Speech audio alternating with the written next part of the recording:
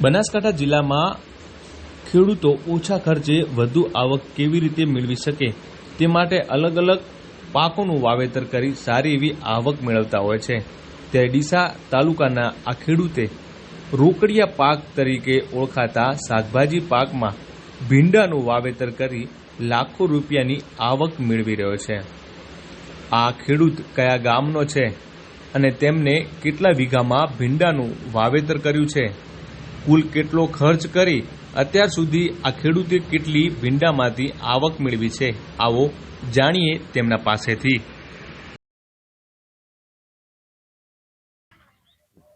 नाम कंचनजी लालजी ठाकोर, गाम धुआ, तालुको डीसा, जिल्लो बनासकांठा। शाकभाजीनी खेती એટલે રોકડીયો પાક કહેવાય। એટલે 2 થી 2.5 વીઘામાં અમે ભીંડા લગાવેલા છે।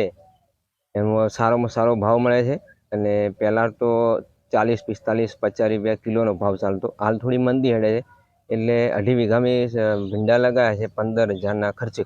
કુલ બજેટ એનું 15,000 છે। એની આવક કમસે કમ મને 2 લાખ રૂપિયા મળી જશે, પણ હજી 25-30 દિવસ સુધી ચાલશે ભીંડા।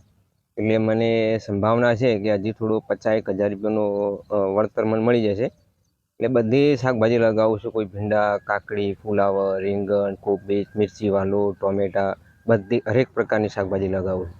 પણ એ ખેડૂત મિત્રોને નમ્ર વિનંતી છે કે કોઈ બીજી તમે સિઝન આધારિત ખેતી કરતા હોય, કોઈ મગફળી છે, એરંડા છે, બાજરી છે, એના કરતાં શાકભાજી તમે વાવો તો સારામાં સારું રહે। જેમ કે ઊનનો તમે જોવો જ છો, આ વરસાદ પડ્યો એટલે જો મગફળીનો બગાડ થયો છે, હાલ 400-500 રૂપિયા ભાવ મળે છે માર્કેટમાં, કંઈ નહીં। એટલે મારું ખેડૂત મિત્રોને એવી વિનંતી છે કે રોકડીયો પાક તમે લગાવો, શાકભાજીની ખેતી કરો, તો તમારે રોજની આવક તમારે કમ્પ્લીટ મળી જશે। હરેક ખેડૂત મિત્રો એવા હોય છે કે સિઝન આધારિત ખેતી કરતા હોય, એટલે કોઈ અલગ અલગ વિવિધ પાકના કરતા હોય। પણ હું ના નથી પાડતો તમે મત કરો, તમે કરો, પણ સાઈડમાં જે 2-3 વીઘા 2.5 વીઘા જેવું શાકભાજીનું તમે એનું વાવવાનું ચાલુ કરો, કેમ કે એ રોકડીયો પાક છે। એમ હું નથી કહેતો તમે મત જ વાવો કે સિઝન આધારિત, મને શાકભાજી તમે વાવો એ રોકડીયો પાક કહેવાય। એ દરરોજની તમારે આવક મળી જાય।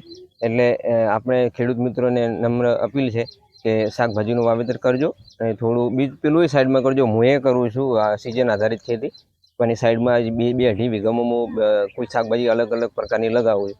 એટલે ખેડૂત મિત્રોને નમ્ર અપીલ છે કે શાકભાજી અલગ અલગ થોડી વાવજો, રોજની આવક થાય। એટલે ખેડૂત મિત્રોને નમ્ર વિનંતી।